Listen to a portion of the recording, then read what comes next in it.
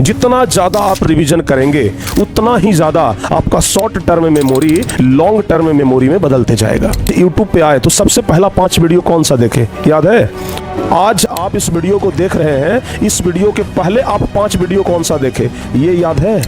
आज सुबह में सबसे पहले जब आप मोबाइल हाथ में पकड़े थे तो सबसे पहले आप क्या देखे थे? बहुत सारे बच्चे ना कहते हैं कि सर रिवीजन के लिए टाइम ही नहीं है। हर एक टॉपर, अगर वो टॉपर बना है तो वो बार बार रिवीजन करके बना है। बिना रिवीजन के कोई टॉपर हो ही नहीं सकता। एक क्रम से आप पढ़ते जाते हैं, उसी क्रम से पीछे गायब होता जाता है और फिर आप 2 महीने बाद देखते हैं कि सब सफा चट एकदम कुछ याद नहीं आ रहा। अगर तैयारी 25 दिन में हो रही है और रिवीजन 25 दिन में हो रहा है तो तुम फिर 3-4 हजार साल बाद दो एग्जाम। तो रिवीजन का टाइम नहीं मिल रहा है। रिवीजन मतलब सिर्फ तथ्यों को देखना। आप रिवीजन करते रहिए, नहीं भूल सकते। दुनिया का कोई चीज अगर आप रिवीजन कर रहे हैं तो नहीं भूलेंगे। फिर आपको लगता है कि ये याद तो नहीं आ रहा, वो 2 महीने गए कहाँ मेरे जीवन के, जो 2 महीने मैंने गुजारे थे इसमें। बहुत सारे बच्चों को ऐसा लगता है कि रिवीजन करने का मतलब हुआ चैप्टर है, जो किताब है उसको दोबारा से पढ़ लेना। क्या यही रिवीजन होता है? क्या रिवीजन करने का डिफिनीशन यही है? गलत तरीका है ये, बिल्कुल गलत तरीका। इससे कुछ नहीं हो पाएगा। तो प्यारे बच्चे, सही तरीका क्या है ये आपको आज इस वीडियो में पता लगेगा। बहुत सारे बच्चे ना कहते हैं कि सर रिवीजन के लिए टाइम ही नहीं है। सर रिवीजन कैसे करें, सिलेबस खत्म नहीं हो रहा है, सिलेबस तो खत्म नहीं हो पा रहा है, रिवीजन का टाइम हम कहां से निकालें? बहुत सारे बच्चे कहते हैं सर अगर गलती से टाइम निकाल भी लें तो रिवीजन करते के टाइम नींद आ जाता है। सबसे वाहियात चीज लगता है रिवीजन, सबसे बोरिंग चीज लगता है रिवीजन। गुरुजी हम ये रिवीजन करें तो करें कैसे?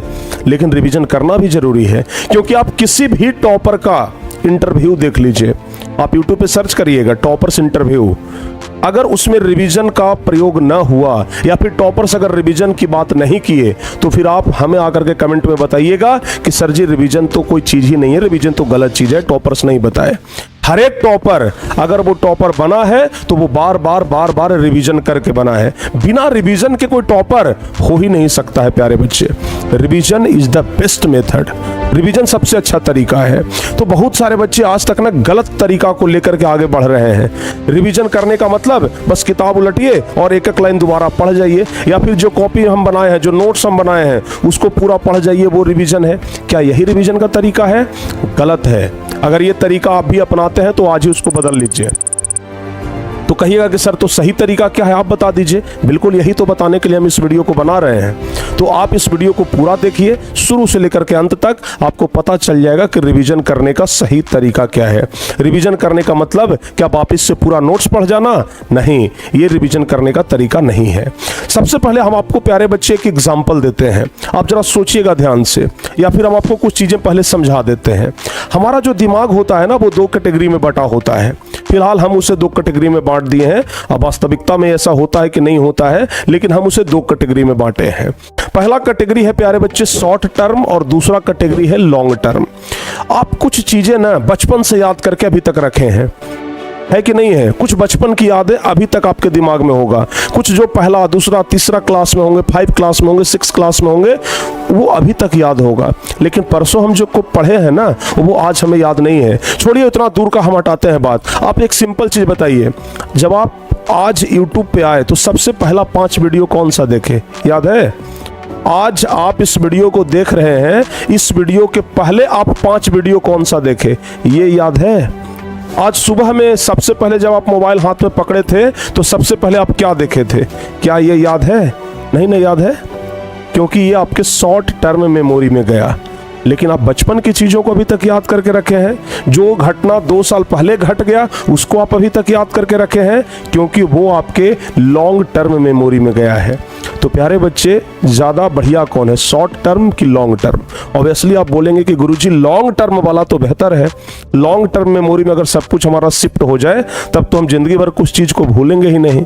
तो फिर ये शॉर्ट टर्म मेमोरी क्या है? इस शॉर्ट टर्म मेमोरी को हम ट्रांसफ़र कैसे करें लॉन्ग टर्म मेमोरी में, ये आपको सबसे पहले समझना होगा। समझ गए ना? ये चीज प्यारे बच्चे होता है रिवीजन से। आपको हम पहले एक एग्जांपल बता दें, ये होता है रिवीजन से। जितना ज्यादा आप रिवीजन करेंगे उतना ही ज्यादा आपका short term memory long term memory में बदलते जाएगा। समझ गए ना? उसके लिए आपको रिवीजन करने की जरूरत है। जो बच्चे कहते हैं कि गुरुजी हमारे पास रिवीजन का टाइम नहीं है, उनके लिए एक छोटा सा स्टोरी है, जरा ध्यान से सुनिएगा। आपको हो सकता है कि इस स्टोरी से बहुत कुछ सीखने के लिए मिले कि भाई सचमुच में क्या रिवीजन का इतना बड़ा फायदा है। बहुत सारे बच्चे क्या करते हैं, आज हम जब ये वीडियो बनाएंगे उसके बाद बच्चे सब एकदम जोश में आ जाएंगे, गुरुजी तो एकदम रिवीजन करने का मेथड बता दिए हैं, अब हमको रिवीजन करना है, और एकदम एक पन्ना का एक रूटीन तैयार करेंगे और लग जाएंगे। 2 दिन तक उस रूटीन का फॉलो करेंगे, 2 दिन तक उस रूटीन के अनुसार चलेंगे, और तीसरा दिन कहेंगे कि यार नहीं होता है, अब बहुत हार्ड रूटीन बना लिए थे, थोड़ा और आसान रूटीन बनाते हैं। होता है कि नहीं होता है, ऐसा बताइए? होता है ना? बिल्कुल ऐसा होता है, क्योंकि जब हम भी स्टूडेंट थे तो ऐसा ही करते थे। अगर कोई मोटिवेट कर दिया तो बहुत ज्यादा मोटिवेट होकर के एक पन्ना का एक रूटीन बना लिए, और पता चला कि 2 से 3 दिन में वो रूटीन फ्लॉप कर गया, हुआ ही नहीं हमसे। लेकिन तो आपको करना क्या है? सबसे पहली बात, बड़ा रूटीन नहीं बनाना है, यानी कि बड़ा टारगेट आपको नहीं फिक्स करना है। आपको शॉर्ट टारगेट प्यारे बच्चे लेकर के चलना है, छोटा छोटा टारगेट लेकर के चलना है, ठीक है ना? एक विद्यार्थी जो कि बहुत ज्यादा आलसी था, आपको एक छोटा सा स्टोरी सुनाते हैं। एक विद्यार्थी जो बहुत ज्यादा आलसी था, सिर्फ खा खा करके ना अपना शरीर पूरा बढ़ा लिया था। उसके पिताजी बोले कि तुमको हम जिम ट्रेनर के पास लेकर के जाएंगे, यानी कि जो तुमको वजन के अनुसार क्या खाना है क्या नहीं करना है, मतलब तुम्हारा जो शरीर का जो मेंटेनेंस है ना, उसका ख्याल रखेगा। जिम में लेकर के गए पिताजी अपने बेटे को। जिम वाला बोला कि ठीक है बेटा, हम तुम्हारा वजन घटा देंगे 6 महीना में, लेकिन 2 तरीका है हमारे पास, अब तुमको चूज करना है कि तुम कौन सा तरीका मानते हो। वो लड़का बोला कि जल्दी से बताइए भाई, कौन सा दोनों तरीका है। वो लड़का मने मन सोच रहा था कि जो हमको आसान लगेगा वही चीज हम फॉलो कर लेंगे, बढ़िया रहेगा। तो जो जिम ट्रेनर था, बाबू ध्यान से सुनिएगा, ठीक है ना? वो लड़का कहाँ गया था? जिम में। पहला तरीका उसको बोला कि देखो भाई, तुमको डेली 10 मिनट तक दौड़ना है, ठीक है ना? पहला तरीका बोला कि तुमको डेली 10 मिनट का रेस लगाना है, ठीक है ना? डेली 10 मिनट दौड़ोगे, शरीर तुम्हारा कम होगा। और दूसरा तरीका यह है कि तुमको डेली नहीं दौड़ना है, तुमको डेली नहीं दौड़ना है, महीना में 5 दिन दौड़ना है, लेकिन कम से कम 3-3 घंटा, 3 घंटा लगातार तुमको दौड़ना है, लेकिन महीना में 5 दिन दौड़ना है, ठीक है ना? 5 डे, ध्यान रखिएगा, 5 डे पर मंथ। ओके, तो लड़का सोचा कि भाई 5 दिन ही दौड़ना है, लेकिन 3 घंटा, अब 3 घंटा लगातार तो दौड़ा जाएगा नहीं। तो कहा कि भाई हमें ये वाला पसंद है, 10 मिनट वाला, ठीक है ना? हम 10 मिनट डेली दौड़ लेंगे, हम इससे बच जाएंगे। ये लड़का चूज कर लिया 10 मिनट डेली, क्योंकि इसको ये आसान लगा। सेम वही चीज प्यारे बच्चे है पढ़ाई में भी। बहुत सारे बच्चे क्या करते हैं कि डेली नहीं दौड़ना चाहते हैं, सोचते हैं ना कि जब परीक्षा आएगा तो बस एक के दिन हम 4-5 घंटा पढ़ेंगे, पूरा रिवीजन कर लेंगे और परीक्षा में जाकर के लिख देंगे। तो फिर ऐसे नहीं होता है प्यारे बच्चों, समझ गए ना? ऐसे नहीं होता है कि आप जब परीक्षा आया तो 2 दिन पहले से पढ़ना शुरू किए और पूरा जाकर के लिख दीजिएगा। इतना ज़्यादा सुपर फास्ट मेमोरी भी आपका नहीं है कि आप एक दिन में ही सब कुछ अचीव कर लीजिएगा। आपको यही वाला ट्रिक अपनाना होगा। आप लोग अभी तक ये वाला ट्रिक से चल रहे हैं, अभी तक आप लोग ये वाला मेथड अपनाए हुए हैं कि महीना में 4-5 दिन एक 3-3 घंटा पढ़ लिए, काम हो गया। आपको डेली क्या करना है कि अगर रिवीजन करना है तो आपको ये वाला रूल अपनाना है, यानी कि 10 मिनट ही डेली करेंगे, लेकिन डेली करेंगे, समझ गए ना? यानी कि शॉर्ट टारगेट लेकर के चलेंगे। तो सबसे पहला चीज तो ये फॉलो करिए, शॉर्ट टारगेट फिक्स करना है। ऐसा नहीं कि भाई एक दिन में आज का रूटीन है कि फिजिक्स भी रिवीजन कर लेना है, केमिस्ट्री भी रिवीजन कर लेना है, ज्योग्राफी भी कर लेंगे, हिस्ट्री भी कर लेंगे। ऐसा नहीं, हम सिर्फ फिजिक्स ही करेंगे, हम सिर्फ फिजिक्स ही करेंगे, कल ज्योग्राफी कर लेंगे, समझ गए ना? परसों हिस्ट्री कर लेंगे, वो आपके लिए ज्यादा बेहतर है। आज पता चला कि 4 सब्जेक्ट का रिवीजन किए और अगला 4 दिन तक एक भी सब्जेक्ट का रिवीजन नहीं किए, बात बराबर हो गया। इससे अच्छा है कि आपको डेली 10 मिनट का ही टारगेट लेकर के चलना है, लेकिन इस चीज को डेली फॉलो करना है। समझ में आया? तो जो बच्चे कहते हैं कि सर रिवीजन का टाइम नहीं है, वो कृपया करके आप लोग क्या करिए कि 10 मिनट का ही टाइम निकालिए। आपको ज़्यादा टाइम निकालने की ज़रूरत बिल्कुल भी नहीं है। सबसे पहला चीज़ तो ये हो गया। दूसरा चीज़ जो कि हम सबसे शुरू में चर्चा किए कि बहुत सारे बच्चे को लगता है कि दोबारा से नोट्स को पढ़ लेना ही ना रिवीजन कहलाता है। बस एकदम हैंड राइटिंग बिठा करके बढ़िया से लिखे थे, उसको दोबारा पूरा पढ़ लेते हैं, वो हो गया। नहीं, गलत तरीका है ये प्यारे बच्चों। अब हम आपको सही तरीका बताते हैं कि आखिर ये रिवीजन करने का सही तरीका क्या है। सबसे पहला चीज, आप नोट्स तो बनाए हैं ना, आप प्यारे बच्चे आप नोट्स तो बनाए होंगे या फिर मेरा खुद का जो नोट्स है वो लिए होंगे कहीं से भी। अगर आपके पास नोट्स है, उसको क्या करिए आप कि सबसे पहले पढ़िए, समझ गए ना, पढ़िए, टाइम निकाल करके पढ़िए। और पढ़ने के बाद, एक बार पूरा पढ़ने के बाद आपको इतना पता तो चल जाएगा कि इसमें कौन कौन सा लाइन इंपॉर्टेंट है, समझ गए ना। तो जो आपको इंपॉर्टेंट लगता है प्यारे बच्चे, उसको क्या कर लीजिए आप, अंडरलाइन कर लीजिए। ओके, जो आपको इंपॉर्टेंट लगा उसको क्या कर लीजिए, अंडरलाइन कर लीजिए, ठीक है ना। या फिर एक हाइलाइटर रखिए। जो बच्चे पढ़ते हैं ना, लेकिन इस तरीके का अगर हाइलाइटर आपके पास नहीं है तो आज इसका मतलब कि आप अभी तक सही तरीका नहीं अपना रहे हैं। अगर आप एक सच्चे विद्यार्थी हैं तो इस प्रकार का हाइलाइटर आपके पास रहना बहुत ज़रूरी है, ताकि जो लाइन इंपॉर्टेंट लगे उसको तुरंत हाईलाइट कर लेना है। हाइलाइटर का फ़ायदा ये होता है कि जिस लाइन को हमने हाईलाइट किया उस पर हमारा ध्यान सबसे पहले जाता है। सबसे पहले हमारा ध्यान उसी लाइन पे जाता है जिसको हम हाईलाइट किए हैं। तो आपको भी क्या करना है बच्चों, सबसे पहले ना अंडरलाइन करना है या फिर हाईलाइट करना है। और अगर आप अंडरलाइन कर लिए, हाईलाइट कर लिए सारे इंपॉर्टेंट टॉपिक को, सोचिए पहला बार प्यारे बच्चे आपको पढ़ने में मान लिया जाए कि 2 घंटा का समय लगा। अब जब आप इसी चीज को दोबारा बार रिवीजन करेंगे ना, तो जिस चीज को आप अंडरलाइन किए हैं सिर्फ उस चीज को पढ़ने में आपको मुश्किल से 10 से 20 मिनट का टाइम लगेगा। तो सोचिए घंटों का काम आप मिनटों में कर लिए कि नहीं कर लिए, समझ गए। अच्छा, अब देखिए पहला बार जब हम रिवीजन करेंगे तो कितना समय लगा, 20 मिनट का टाइम लगा, या फिर मान लेते हैं आधा घंटा का टाइम लगा। लेकिन जब उस चीज को एक ही बार रिवीजन करके नहीं छोड़ना है। पहली बात, अगर आप सोचते हैं कि एक बार बस सिलेबस पढ़ाई हो गया, एक बार सर पढ़ा दिए, दूसरा बार हम रिवीजन कर लिए, कहानी खत्म हो गया। रिवीजन ही तो सर बोले थे, रिवीजन कर लिए। एक बार रिवीजन करने से नहीं होता है। अगर आप चाहते हैं कि जो चीज हमारे शॉर्ट टर्म मेमोरी में है उसको हम ट्रांसफर करें अपने लॉन्ग टर्म मेमोरी में, तो इसके लिए ना बार बार आपको कोशिश करना होगा। लेकिन आप जब चीजों को आसान कर लेंगे अंडरलाइन करके, तो आपको टाइम कम लगेगा। इसी को कहते हैं स्मार्ट वर्क। आपको क्या करना है, जब पहली बार 2 घंटा का टाइम देकर के अंडरलाइन कर लिए, तो दूसरी बार आप 20 या 25 मिनट में उन सारे अंडरलाइन वाले चीज को आप पढ़ लेंगे। तीसरी बार, चौथी बार जब आप रिवीजन करने के लिए बैठेंगे ना, तो आपको सिर्फ क्या करना है, एक नज़र देखना है।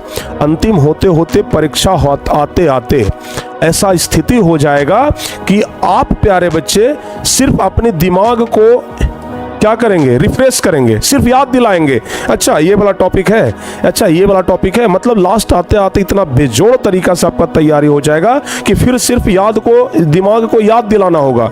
अच्छा ये वाला टॉपिक, अरे बहुत बार पढ़ लिए, ये टॉपिक, अरे इसको भी बहुत बार पढ़ लिए हैं। मतलब ये अगर इस तरीके से आप करते हैं तो फिर समझिए कि आप बहुत बढ़िया चीज कर रहे हैं, और फिर प्यारे बच्चे आप पूरा करना शुरू कर देंगे। अगर आप किसी भी चीज को 2 बार 3 बार रिवाइज कर लिए, अब आपको खुद से जांचने की बारी है कि क्या रिवीजन से कोई फर्क पड़ रहा है या रिवीजन से फर्क नहीं पड़ रहा है। इस चीज को जांचने के लिए आप क्या करिए कि खुद से प्यारे बच्चे आंसर राइटिंग करिए, ठीक है ना। खुद से क्या करिए, answer writing. Okay, answer writing आप करिए, यानी कि आंसर को लिखने का प्रयास करिए। कभी कभी क्या होता है ना कि बच्चों को लगने लगता है कि हाँ भाई हमारा पूरा कंप्लीट हो गया, रिवीजन हो गया, हम पूरा याद कर लिए, लेकिन जब लिखने का बारी आता है तो पता चलता है कि अटक गए। लेकिन परीक्षा में तो याद करने से मतलब नहीं है, परीक्षा में तो लिखिएगा तभी नंबर मिलेगा, लेकिन आप लिखने में अटक गए। तो वैसी स्थिति में क्या करना है, आपको प्रैक्टिस करना है आंसर राइटिंग लिखने का।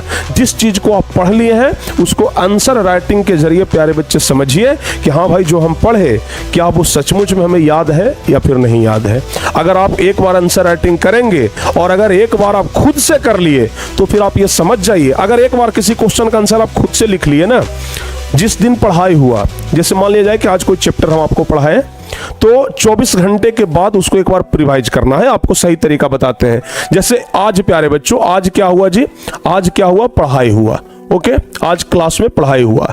24 घंटा बाद, कितना घंटा बाद, 24 घंटा बाद एक बार क्या करना है, फर्स्ट रिवीजन। ओके, 24 घंटा बाद फर्स्ट रिवीजन।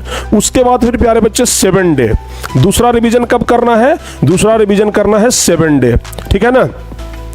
Second revision. जैसे डॉक्टर साहब बोलते हैं ना, आज एक गोली खाना है, दूसरा गोली खाना है 4 दिन के बाद, वैसे ही जिस दिन आपका ये पढ़ाई हुआ दैट मीन समझ लीजिए कि जिस दिन आपका इलाज हुआ उसके 24 घंटा के बाद आपको पहला खुराक लेना है, यानी कि पहला रिवीजन करना है। उसके बाद 7 दिन साप्ताहिक, यानी कि 7 दिन के बाद आपको दूसरा रिवीजन करना है। दूसरा रिवीजन जब हो गया, आपको क्या करना है, क्या मंथली में चले आना है, ठीक है ना। थर्ड रिवीजन करना है आपको, ठीक है। कितना दिन के बाद? 30 डे के बाद आपको करना है थर्ड रिवीजन, तीसरा रिवीजन। ओके, तो अब देखिए 1 महीना में आपका कितना बार रिवीजन हो गया? 3 बार। 1 महीना में आप प्यारे बच्चे एक बार तो पढ़ाई कर लिए, उसके बाद 3 बार आपका रिवीजन भी हो गया। फिर आपको क्या करना है कि हर एक मंथ, एवरी मंथ, ठीक है ना, मतलब 30 दिन के बाद, 1 महीने के बाद जब तीसरा रिवीजन कर लिए, उसके अगला मंथ में क्या करना है, नेक्स्ट मंथ में क्या करना है, नेक्स्ट मंथ में आपको ये चीज करना है प्यारे बच्चे, जो मैं आपको अभी बताए, आंसर राइटिंग, खुद से लिखने का प्रयास करना है। और अगर ये चीज कर लिए, उसके बाद आप ये कंफर्म हो जाइए कि आपका वो चीज शॉर्ट टर्म से लॉन्ग टर्म में ट्रांसफर हो चुका है, यानी कि अब आप उस चीज को दोबारा कभी नहीं भूलेंगे। तो ये होता है प्यारे बच्चे रिवीजन करने का सही तरीका, समझ गए ना। उसके बाद आप चाहे कोई भी क्वेश्चन उठा लीजिए, चाहे PYQ का क्वेश्चन उठाइए, प्रीवियस ईयर का, या फिर क्वेश्चन बैंक का, या फिर कोई भी क्वेश्चन आपसे नहीं छूटेगा प्यारे बच्चे, समझ गए ना। प्रैक्टिस पेपर कोई देख लीजिए, प्रैक्टिस पेपर निकाल के उसको सॉल्व कर लीजिए, पुनः एक बार रिवीजन हो गया। तो रिवीजन करने का ये होता है सबसे अच्छा तरीका। ये जो अभी तक आप तरीका अपना रहे थे कि दोबारा से नोट्स को एकदम धड़ाधड़ पढ़ जाना, किताब को पूरा पढ़ जाना, ये रिवीजन करने का तरीका नहीं है, समझ गए ना। ये रिवीजन करने का तरीका है, लेकिन गलत तरीका है। सही तरीका हम आपको प्यारे बच्चे आज बता दिए। तो आज ही मार्केट जाइएगा तो इस प्रकार का एक हाइलाइटर ले लीजिएगा, या फिर आप क्या करिए कि चीजों को अंडरलाइन करना सीखिए और ये वाला खुराक लीजिए। 24 घंटा बाद फर्स्ट रिवीजन, 7 दिन के बाद सेकंड रिवीजन, उसके बाद 1 महीना के बाद थर्ड रिवीजन, उसके 1 महीना के बाद खुद से आंसर राइटिंग करना है, फिर उसके 1 महीना के बाद कोई क्वेश्चन पेपर आप सॉल्व कर लीजिए, क्वेश्चन बैंक का क्वेश्चन सॉल्व कर लीजिए, कोई मॉडल पेपर सॉल्व कर लीजिए।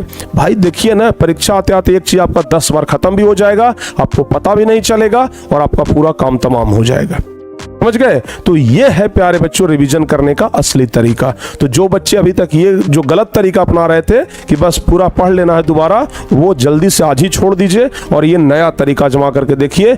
आपको हम बता रहे हैं प्यारे बच्चे, जितने भी एवरेज बच्चे हैं वो इस लिस्ट में आ जाएंगे, टॉपर लिस्ट में आ जाएंगे। इसलिए हम शुरू में ही बोल दिए थे एवरेज बच्चे टॉपर लिस्ट में आएंगे, और 90% लोग ये नहीं जानते हैं, समझ गए ना। 90% बच्चे यही जानते हैं कि बस दोबारा से उलटिए, दोबारा से पढ़ लीजिए, रिवीजन हो गया, चाहे उससे कोई फायदा हो चाहे ना हो। ये गलत तरीका है, इसको सुधारने का प्रयास करिए। और दूसरी बात प्यारे बच्चे, अगर आप हमारी बैचेज के साथ नहीं जुड़े हैं तो हमारी बैच में जुड़िए। आपको इतना बेहतर ढंग से पढ़ाया जाएगा, इतना बेहतर ढंग से समझाया जाएगा कि आपको रिवीजन करने में भी आसानी होगा, सिलेबस खत्म करने में भी आसानी होगा, पढ़ाई करने में भी आसानी होगा। तो अगर आप 10वीं क्लास के बच्चे हैं या 11वीं क्लास के बच्चे हैं, अगर 12वीं क्लास के बच्चे हैं या 9th क्लास के बच्चे हैं, तो आप प्ले स्टोर पे जाइए, टारगेट बोर्ड ऐप को इंस्टॉल करिए और जल्दी से बैच में ज्वाइन हो जाइए अपने क्लास के अनुसार। 10वीं क्लास के बच्चे उनके लिए भी बैच है, 11वीं वाले बच्चे, 12वीं वाले बच्चे, सबके लिए बैच है। तो अपने अपने अनुसार से जाके बैच में ज्वाइन हो जाइए। उम्मीद करते हैं कि इस वीडियो से आपको ज़्यादा लाभ मिलेगा और बहुत ही बेहतर तरीके से आप लोग समझ गए होंगे। तो अब आप लोगों को सही तरीका से चलना है और 21 दिन आप करके देखिए, 1 महीना 2 महीना के बाद आपको लगेगा प्यारे बच्चे कि नहीं भाई सचमुच में ये वीडियो हमारे लिए कारगर है। और कितने बच्चों को लगा कि हम ये जो तरीका बताए वो सही तरीका है, आप लोग कमेंट करके जरूर बताइएगा। मिलते हैं प्यारे बच्चे आपसे अगली क्लास में किसी और वीडियो में। तब तक के लिए जय हिंद, धन्यवाद।